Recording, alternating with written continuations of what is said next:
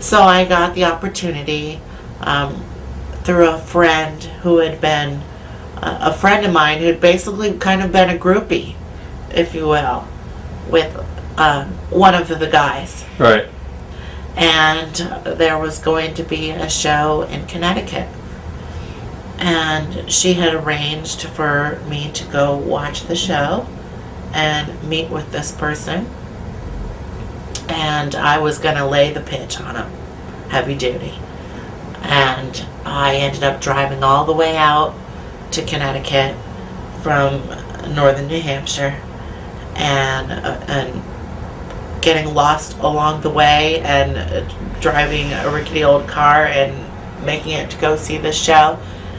And I was supposed to meet this person after the show was over. And I loved the show. I was all excited. And while I was there, I remember people coming up to me going, "Can I have your autograph? Are you a wrestler?" You know? Right. And I was like thinking, wow, this is really my gig. This is it, you know? And so I waited, and the show was over, and I'm like, oh my God, you know? I had all kinds of pictures and some video from these terrible, terrible matches. Horrible, right. You know? I think I even tried to edit them myself, like put music, and it was all, it was like, you know, A for effort, looking back, but, and I sat there in the stands, and everybody started leaving, and I sat there, and I sat there, and I sat there. And before you know it, I was in tears, sitting in the nosebleed section with them kicking everybody out in the building, and they were starting to tear the ring down, and I wouldn't move, and security was going, "Okay, you gotta go, you gotta go." And I said, "No, but I'm here to meet so and so," and you know, and I wouldn't leave. Right. And at that time, Dave Hebner came up to me, and I was in tears, and I said, "I'm supposed to meet people here, and I'm not leaving." And he asked me my name, and he really liked me, you know, and I showed him my stuff, and he's like, you know, he said, "Everybody's left, they're gone." I said, "But you can usually catch them at the hotels, you know." Right. And I went, ding. So I then drove, I can't even remember if it was Hartford or if it was Stamford, because I remember having to drive extra. And so I went to this hotel, and I started calling rooms on the house phone. Right. And this particular person picked up the phone, and then by this time it was, you know, like 1 o'clock in the morning or something. And I still had to drive back. Right. You know, I'm thinking, what, you know? And I went off. I'm like, are you kidding me? You know? Was it a worker or was it an office person? It was an office person. Right. And I said, are you kidding me?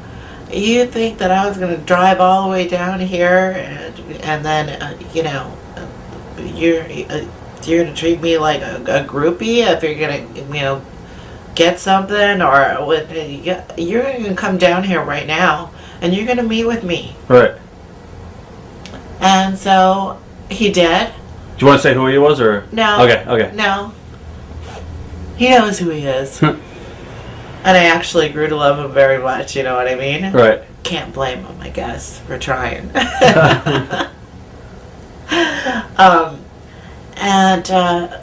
He was very nice and very, but I could tell at that point that he wasn't interested in, you know, putting the word for me in wrestling, you know. And you can feel that. But I was laying it on thick and, you know, going through pictures, and he was talking about something else, and I'd go, yeah, but here I am doing this, and here I am doing that. And in walks Hunter Hearst Helmsley, Paula Beck, Shawn Michaels, and I believe Stone Cold came in after that.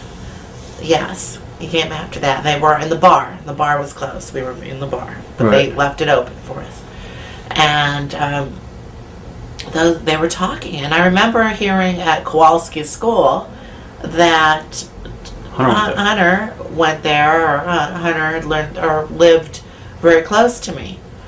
And so they all came over to talk to the office person and did kind of the hee chuckle, who are you with, or whatever, right. And I said, well, this is who I am, and this is why I'm here. And as a matter of fact, I heard, Hunter, that you went to Kowalski School and you live very close to me. And I said, yeah, I do.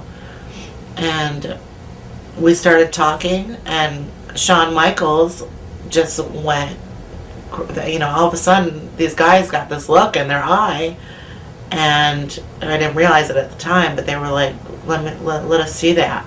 And I think at that time Hunter was starting to, I didn't know anything about the business or the spots or, right. What the hierarchy was all about, kind of, and coming up, and when your time is your time. I didn't know any of the politics of the business or anything at all. I didn't really know anything. Except for that I had a spectacular gumption to get there, which is, I don't know if I would ever be able to do that again. So timing has everything to do with it as well. But Hunter was trying to do something different, gain popularity. Looking back, he was a part of the clique, the big group, but he was still lacking in pop. He wasn't there yet, right? As big as his passion was, and as good as he is, but so they were looking for something, and Shawn Michaels saw it immediately, and he went, "Oh my God, this girl is a gold mine. She could be a bodyguard. She could kick our asses." He came out. She could kick our asses. Now, in my mind, I'd been around guys pretty much the majority of my life, lifting weights. I didn't even think about, at that time there wasn't really any girl wrestlers.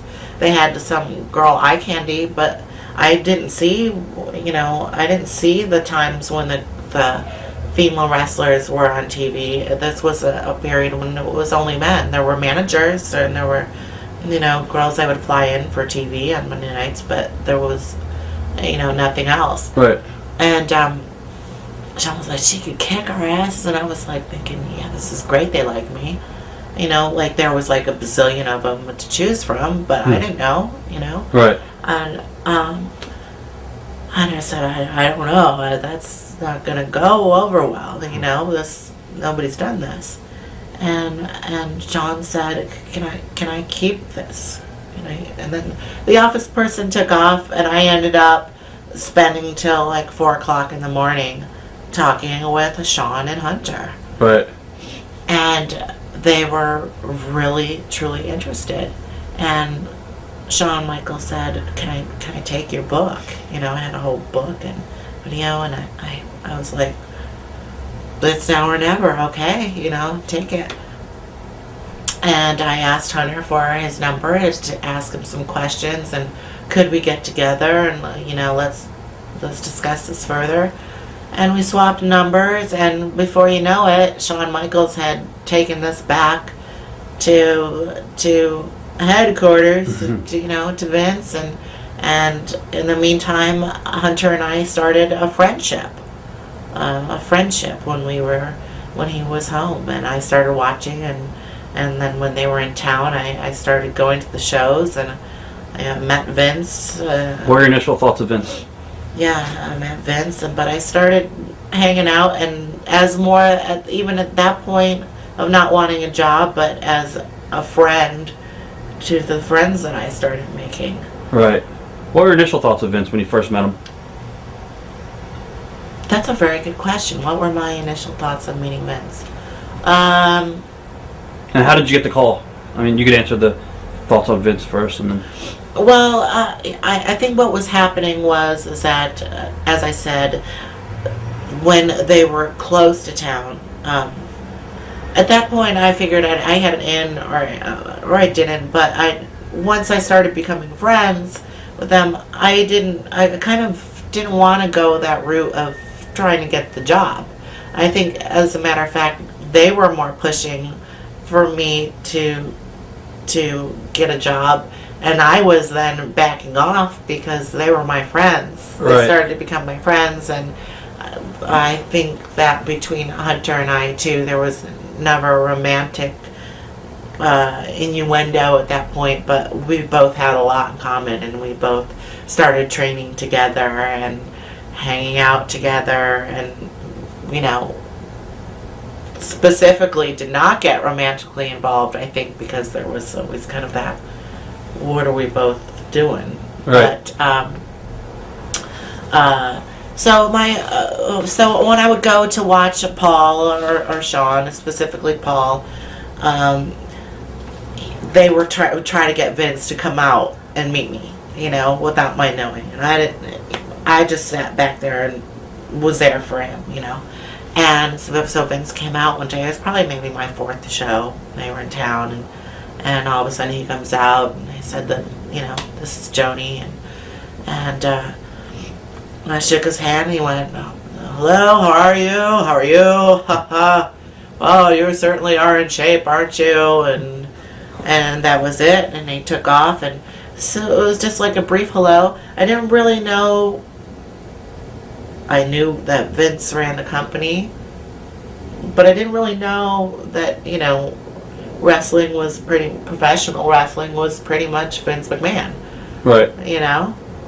And so I guess I wasn't nervous. I don't remember being, I think I was probably more put off by the fact that he didn't gush and ooze all over me, because I expected that. Right. Not in a conceited way. But I was thinking, okay, here, I've got these people telling me now that, so there's something really different. This is going to be pretty much no sold you. Exactly. Right. Exactly. A stone poker face, right. Very nice, very pleasant, and obviously an extreme presence, even the voice and the presence. Right. And the hair. And the, very handsome man, very, very professional, but that I was like, yeah, what are you doing? Now I'd say, you got a show to run or something? Because, he just met me and that was it. But, the fact that he came out to meet me was obviously something at that time, but I didn't see that. Right. So how did you get the call? Well, shortly after that, Hunter would tell me, well, we've got to get you hired. I need this for my career, and you want this, and Vince just doesn't like it. He doesn't like the idea.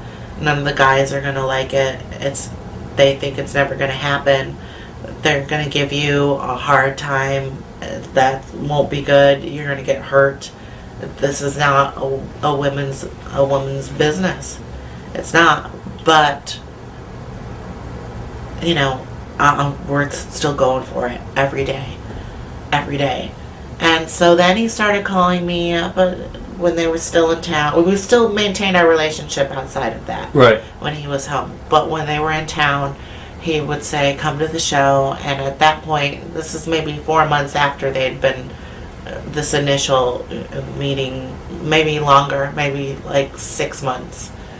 And I, said, they were in Lowell, Massachusetts. And I said, Paul, I'm not going to come tonight.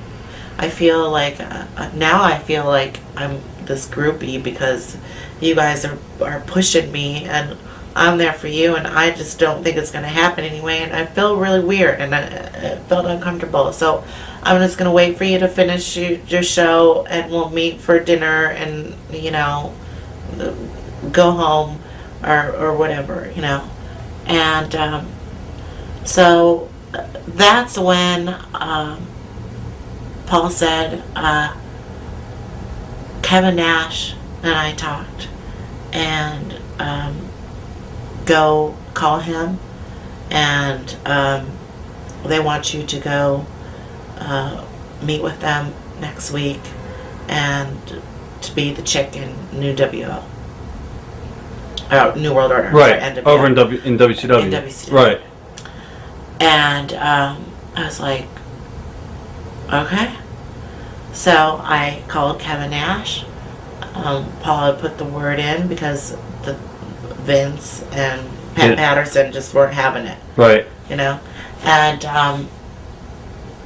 so I had plans to go to Florida, and I was going to meet with Kevin Nash, and it was all ready to go, and had my ticket and everything planned when I get a call from, and that was very hush-hush at that time. You know, I was specifically told, you know, that Paul was not the connection there, you know what I mean? Right. He would have gotten in a lot of trouble, you know what I mean? Sending people over to the opposition, right. even if they weren't going to hire me, which is totally ridiculous, but maybe a little first lesson of how things were to come, you know? But if they weren't going to hire me, why couldn't anybody else have me anyway? You know what I mean? Right. That really makes sense. But anyway, so as I was about to get, the day I was about to get on the plane and go, and had discussed it with Kevin Nash, and he had discussed it with people at WCW, I got a call from Shane McMahon. And Shane said, I understand that you're going to WCW, but don't go. He said, we all want you here. We all think that this is going to be huge. My dad's not going for it right now. Right. But hold off, because you are meant to be with these people and meant to be with us, and you will be a star here, and it's going to work. It's going to work. Please don't go. And I'm thinking, well, are you hiring me? You know, can you guarantee me that you're going to hire me? Or you have a once-in-a-lifetime opportunity here. If I say no to them after they've arranged for me to do this, I'm basically saying you're going to, you know. So I didn't know. There was a huge trust factor there, too, right. You know. And then it was involved personally because of my relationship with Paul, you know, and the guys. And I didn't know what to do, but I chose to trust, and I called Kevin and I explained the situation, that I was not going to show up on their television the next go round. And he said, okay. So severed that relationship right there. Right. I then started calling week after week. I would call Shane, you know, and he would always call me back and go, no, but I'm still working on it. No, but I'm still working on it. No, but I'm still working on it. Well, about another 6 months later, I was like, fuck this. Right. Forget it.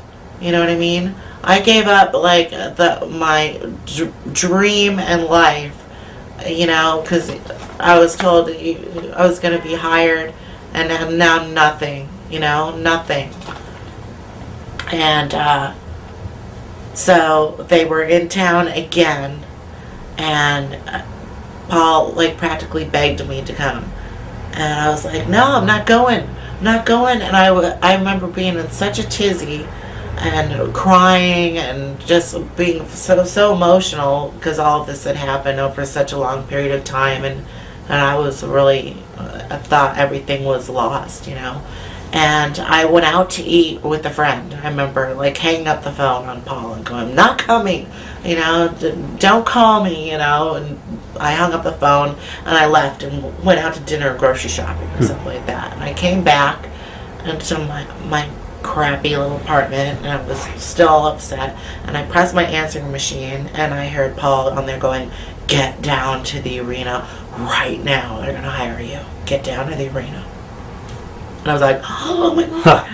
And I went to the arena, And at first they wouldn't let me in, which was funny. Right. I'm like, no, I work here. And it was cat and mouse with the phone. I remember trying to get in to have one of the guys come and get me in, and oh my gosh, it was just crazy. And I went back into the little office, and there was Shawn Michaels screaming and yelling, and there was Paul just sitting there, and there was me with other office personnel going, why is this bitch in here, and what's she doing, and are you kidding me, and get her out of here. And Shawn said, basically, if you want me to drop the belt, Wow. then she's with us. Huh. And I was hired then on the spot under some pretty Political. odd circumstances. All right. Wow. I was going to ask you, how much control did Shawn and Hunter have in the locker room? You always hear about, the Clique having power with Vince. So obviously they had a lot of power and say. Absolutely. And obviously Paul knew who to line himself with. Although he's still to this day, I mean, he is an absolute ring general and fantastic at what he does, one of the best. But I always felt that way about Shawn Michaels. Shawn Waltman in a different way, but Shawn Michaels was and is the showstopper and is all of that and a bag of chips. And what I thought, I never really got a physical theater or thought it was hokey and what a ridiculous, even though I was going there, Right. but it was more of a theatrical type of, I never really got the athleticism or all of it combined, the art, how incredible it is, and how incredible the athletes are, and the showmanship and all of it. And Shawn Michaels had all of that, and there's no denying. So of course he had a lot of power, but also because Shawn Michaels is a man to me. I mean, he had control because he wasn't able to be controlled, and he would fight. And most people, it's just exhausting, or they're there to be in that particular spot, or they will do whatever, backstab or kiss ass or whatever. But Shawn was who he is, and he has the talent and the fight and everything to that's what he did, and he always spoke his mind, and he always worked hard but did what he felt was right too. And I never forget that about him. I think he's an incredible person. So he fought for that. When you were first brought into the company and you were on the road and stuff like that, did any of the boys give you any problems? You were told by Triple H, Hunter, that guys would probably resent you and stuff like that, and it was there was really no women in the business at that time. Everybody was pretty much TNA. Did anybody give you problems? Because I know there was rumors that if you would do a program, or you guys worked with Steve Austin a little bit. Is it true that he didn't even want to sell for you at times and stuff? Oh, absolutely.